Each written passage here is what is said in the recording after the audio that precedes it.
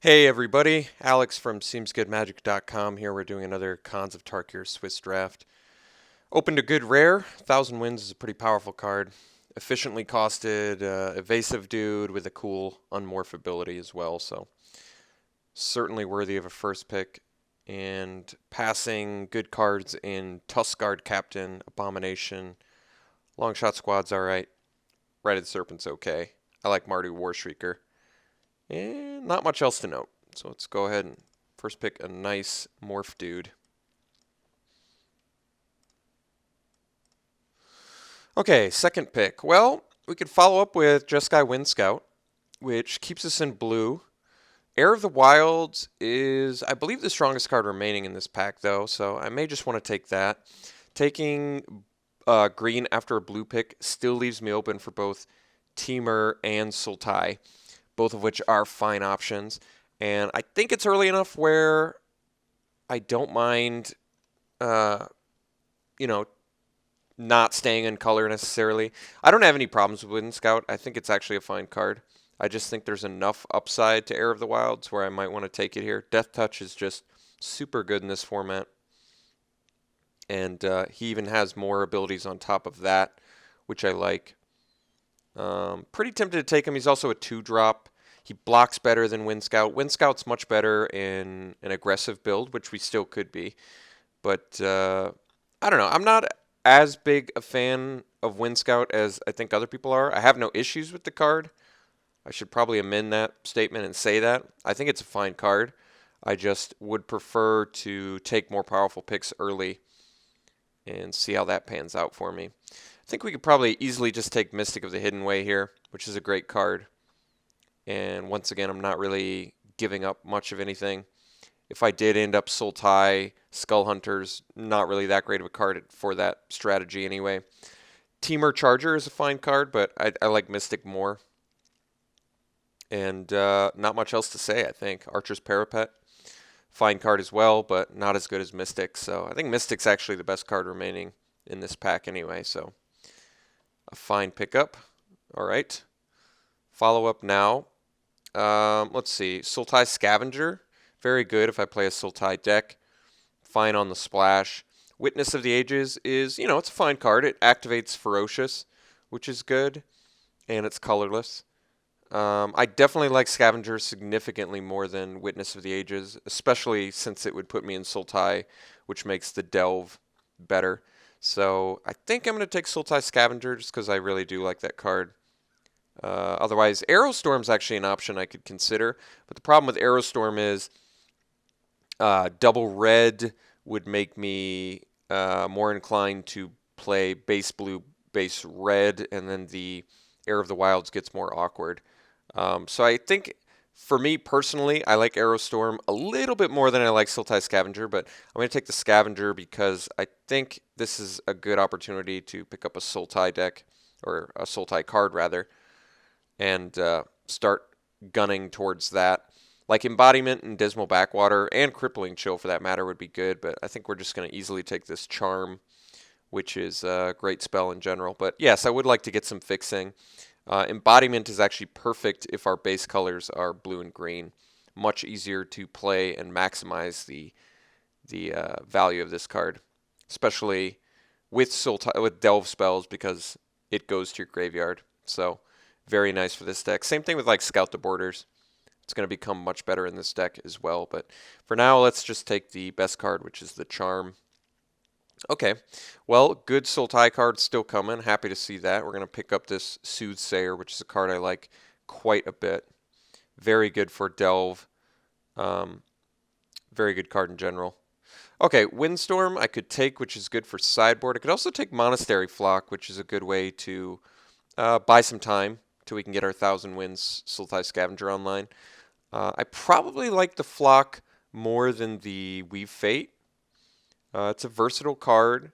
I've played it before. I like it.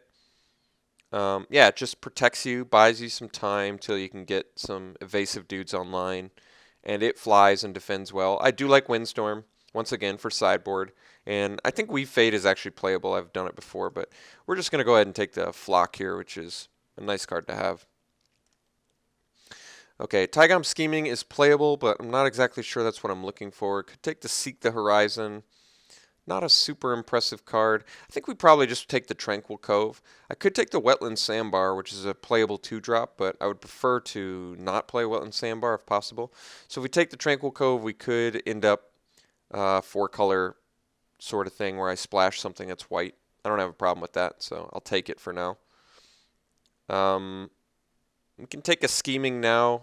Prefer to not play it since it's not that great of a card, but if I end up with enough Delve, it's fine.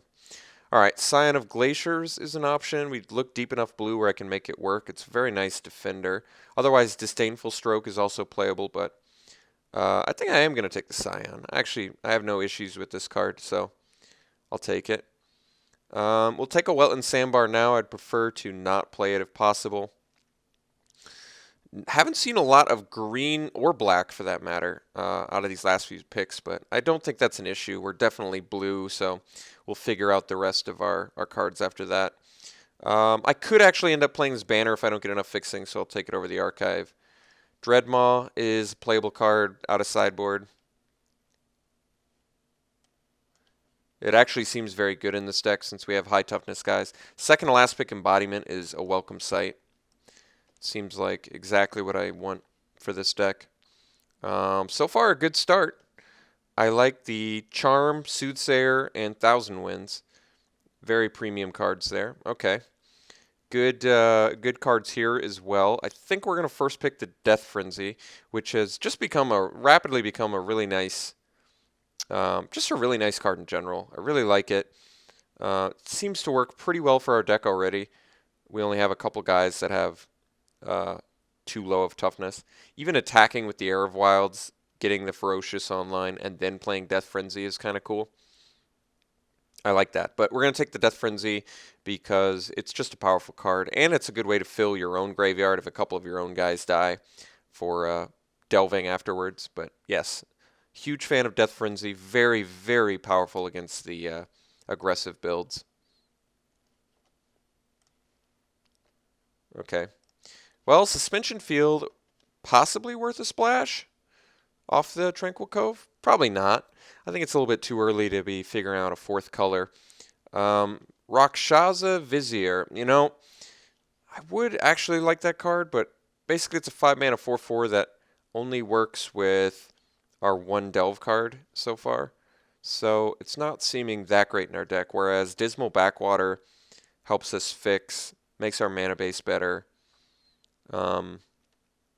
Yeah, not much else to say. There's a chance this Vizier actually tables, but I guess this pack doesn't look that deep beyond the Charm and the Suspension Field. A couple other good cards, but if someone else is Sultai at the table, the Vizier's not going to table. But I honestly, I really don't think it's that great of a card. We're not missing out on much. It's not hard to find fatties in this format. And he doesn't have like evasion or trample or anything, so even making him huge, though good, is not unstoppable. So, okay. Mandrills seems like a good pickup since it's got Delve, which is good. Good white picks in here. I think we're just going to take the Mandrills because I'd still like to be base green and blue, if possible, splash the black. And I just like the Mandrills. It's a good card. Good card. Okay, we can take Abomination here, which I do like. There's also a Thornwood Falls, which is good. I think I want the Abomination, though, over the Thornwood Falls. I like this card more than the Vizier. How do you pronounce that? The Rakshasa guy. Whatever it is. This guy's better than that guy, in my opinion. Especially since it feeds future Delve, which is exactly what this one. It evades. Abomination's a fine card, so I'm happy to pick it up here. Even though I am passing a good piece of fixing for it. Mystic Monastery is decent. Probably want the Wind Scout here. I can actually get value out of Skuldkin. Oh, no, I guess I can't. So I think Wind Scout's probably an easy pickup. There's also a Scout to Borders and Foil Trap Essence, which is cool. But we'll take the Wind Scout. We already have kind of an evasive theme going on, which is nice, so I don't have a problem with it here. Okay, Treasure Cruise is probably the pickup. It's also Shambling Attendants, which is good, and Water Whirl, which is nice.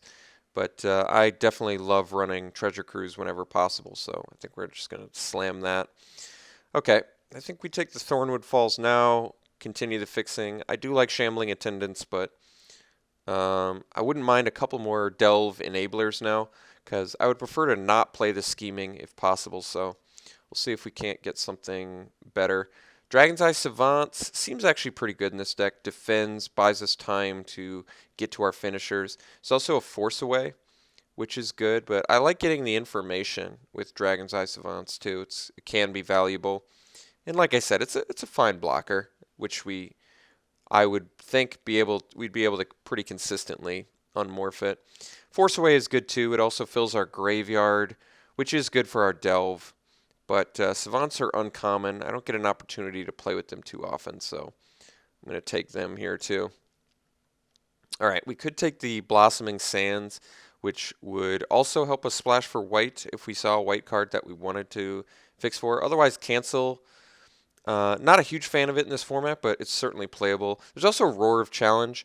I feel like Roar is a little bit less good in our deck only because we're mostly evasive anyway, so I feel like we wouldn't be able to get maximum usage out of it. It is a good card, though. I think I'm just going to take the Blossoming Sands, still on the off chance we see a white card that I want to splash for. All right, we can take Whirlwind Adept. I'd prefer to not play it, but it does actually survive Death Frenzy, which is something to note. Okay, Weave Fate. I've played it before. I don't have an issue with that card. I guess the most powerful card remaining here is probably Goblin Slide. All right, I'm going to take the Scout the Borders over the Tusk Colossadon, and we're likely playing Scout the Borders in this deck too. Actually, a very good pickup for us. Okay, so currently we only have a couple pieces of fixing for our actual base 3-color deck. The Blossoming Sands and Tranquil Cove are just on a hunch if I want to make, if I want to make, I don't know, an Abzan card work in here, I would be able to do that a little bit easier. Empty the Pits. Well, that's interesting. Very black intensive. Is it worth anything? I'm going to look. I doubt it is anymore, but it is a mythic. It's only worth a ticket, so it's not actually that good. And probably less than a ticket. I mean, yes, Delve is good, and it's cool because it's instant speed, and it can do all that, but splashing black, our mana base just can't support a quad black spell. I really don't think that's even possible. Maybe possible, but super unlikely. I think we're more likely to just pick up this Dead Drop, which is a removal spell. It's fine. We're going to have to start doing some replacements soon. So we'll take the Dead Drop. Ooh, Narset. I think she's actually worth something. I guess she's also only worth a ticket, so nothing special. I think we can take a second Mandrills here, and that's probably fine. And then I can cut the banner, but honestly, I think I probably cut the Scheming because even though, well, I guess we do have a good amount of Delve. I don't like this card, though. I still probably cut Scheming. Despite it probably being best in a deck like this, I'd rather just get a Mandrills, which is quite good. Probably an easy Sultai Flare here, although there is a Bitter Revelation, which is kind of what this deck wants. But we already have Weave Fate and Treasure Cruise. And Sultai Flare just blocks too well, I think, to pass up here. Savage Punch seems okay in this deck. We have a few fatties, so that could work. But I'm just going to take the Flare here. Good way to get back into a game if we start getting behind. All right, I think I'm actually going to take and play this second Flock. I already have to make a cut, which is a bit of an issue, but probably cut the banner, despite our fixing being not the greatest. But Flock is yet another way to buy some time. I actually have to make another cut to make the Flock work, which is okay. I do want to play this Flock to enable us to get to the late game. So what would I cut for it? Don't really want to cut early drops because we're looking a bit clunky as is. Oh, Whirlwind Adept is a pretty easy cut. So we'll play the Flock over that. We're actually looking okay. We look like we can get away with some early defensive plays. Very nice Sultai Charm pickup here. I do like Highland Game, but keep in mind the Sultai Charms actually can fill your graveyard for Delve with the draw to discard a card function. Or it's just very versatile. Very difficult to pass a charm that our deck is trying to work towards. I do have to make another cut in order to do that, but maybe the Weave Fate can get the axe on this one, since Sultai Charm can do a similar thing to Weave Fate, so I'm fine with that. Pine Walker's pretty difficult to pass up, but there is a Thornwood Falls in here, which makes our mana better, so I'm a little more tempted. Pine Walker is a very powerful card. Very difficult to pass that up. Currently only have one piece of black fixing, so it's going to hurt our mana base a bit. But I feel like because I have double Flock and Dragon's Eye Savants, I've got enough defensive stuff where I can get away with taking a Pine Walker as another finisher. And then our finishers are pretty much double Mandrills, Pine Walker. Surprisingly, and the Thousand Winds. So as much as I want this Thornwood Falls, Pine Walker I think is just a bit too good to pass up. How good is Secret Plans in this deck? I think it's actually pretty good. Let's do a count. 1, 2, 3, 4, 5, 6, 7. 7 is decent. Not sure if that's enough. Ugin's Nexus must not be worth anything, but I'll check. Yep, it's not worth anything. I guess we'll take a Secret Plans just in case we end up with enough morph to make it good in this deck, but currently unconvinced. Okay, Crippling Chill seems like something I'd want since it cantrips and fills my yard, but I already have to make a cut, which I feel like I'm going to have a hard time doing. Maybe Scion of Glaciers can go. I like the card in general, but I don't think this deck needs it. I've got enough 5 toughness blockers already. I do want to make this Crippling Chill work, so I should probably make another cut. And I don't know exactly what that is yet, so I'm just going to pick up the Chill. Singing Bells. No, we're going to take Windstorm for sideboard. Despite the fact that we have flyers, it's still a very good sideboard card to have. Blinding Spray is playable. I've actually used it to great effect before, but Windstorm is a much more powerful sideboard card that I would like to have. Force Away, I'd also like to find a way to include in this deck. I'm going to have a hard time, though. Kintry Warden, that might make our Secret Plans plan playable. Dragon Throne is actually a powerful card. I'll take it, but I don't think we're likely to play it. I don't think we need it. Glacial Stalker, another morpher. All right, I think we are going to make Secret Plans work in this deck. I've got to figure out exactly how to do that, but I do think that we're probably cutting the Wetland Sandbar despite not having a lot of early plays. So I do need to make some more cuts. But yeah, I like the deck. We have more than enough playables, which is a great sign. We have enough. We have enough. How much fixing did I end up with? I got a Thornwood Falls. Thought I got a second Thornwood Falls, but did I not? I guess I didn't. So our fixing is not going to be first-rate, top-notch in this deck, but I like what this deck can do, and we have more than enough morph to absolutely make that Secret Plans good. So definitely going to do that. I like Secret Plans. I think the card's actually quite good. Maybe we cut the Wind Scout. As odd as it is to cut an evasive dude, my issue with it in this deck is I need more defensive things. There's no lack of finishers in this deck, and I don't really like running Wind Scout in a deck that needs early defense setup to get to our mid to late game finishers. So I think I am going to cut the Wind Scout. Let's separate out creatures and spells. How many black spells do we have total in the deck? 1, 2, 3, 4, 5, 6, 7. It's enough where I'm going to need a significant portion of my mana base devoted to it, but we do have the embodiment as well. I can't really cut any of my morph guys and successfully hope to make secret plans work, but the good news is we have enough morph guys to really capitalize on secret plans if we can resolve it on turn 2. But we have 1, 2, 3, 4, 5, 6, 7, 8, 9 morph dudes. In fact, our only turn 3 drops are morph dudes, interestingly enough, or creatures rather. So yeah, this looks good. We have to make 3 more cuts though in order to really make this deck work. What do I like more, Force Away or Crippling Chill? Honestly, I like Crippling Chill more than Force Away.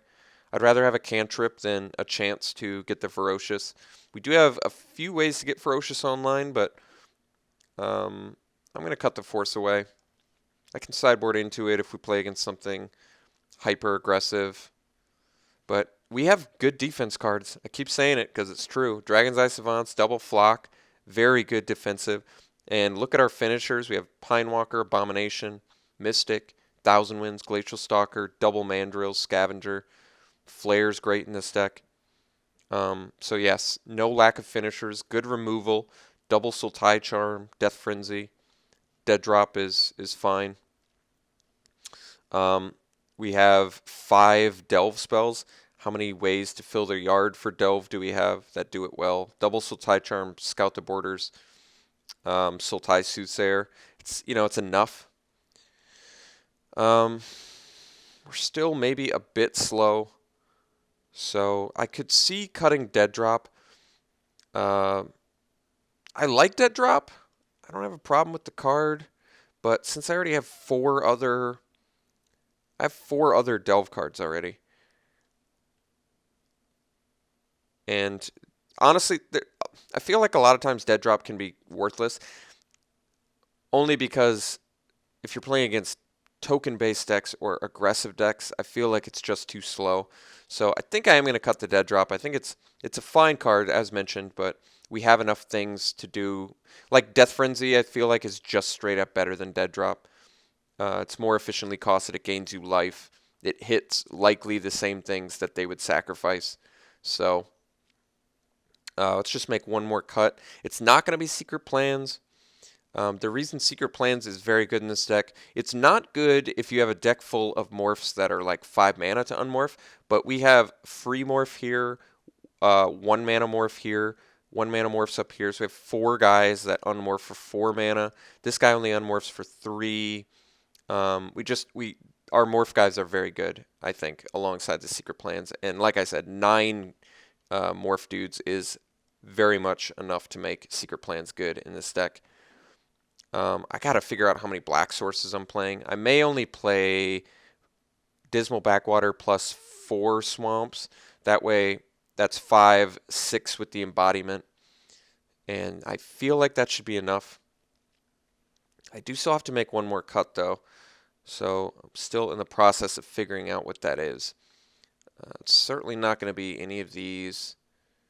I guess it could be the Crippling Chill. As much as Crippling Chill is fantastic in a deck like this, I think we have higher value in Sultai Charms and Death Frenzy. Is that enough removal? I guess I can bounce everything with Thousand Winds as well. I definitely have to run 18 lands, as per usual. Maybe the Scavenger's a bit underwhelming, but I still like it. It's a good card. Off of Scout the Borders. Scout the Borders is another way to potentially find a black source as well. So I think this deck's powerful. I think there's good card advantage in Secret Plans, Treasure Cruise, Death Frenzy, and good resilience, good evasive dudes, good big dudes. All right, I think I'm satisfied.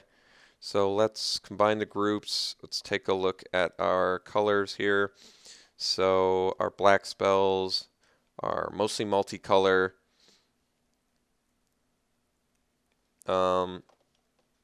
Dismal Backwater and the Thornwood Falls. What did I take over the second Thornwood Falls? Now I've forgotten. I hope it's a card I'm at least playing. I think it is. Abomination, I think, was the card. And I'm actually happy I picked that up because that was the only... I saw an Abomination pick 1, and then I saw an Abomination, whatever this pick was, late. And like I said, I like this Abomination more than the Rakshasa guy, which did not table. But I did take Abomination over a Thornwood Falls, which would be very helpful for this deck currently. But we have enough morph where even if we're off on our colors, we can still be playing Gray Ogres, which admittedly is not great. But if we have a Secret Plans, it's not bad. 2/3s are a world of difference from the 2/2s. So this would be, let's see, 7, 7. It's a bit worrisome.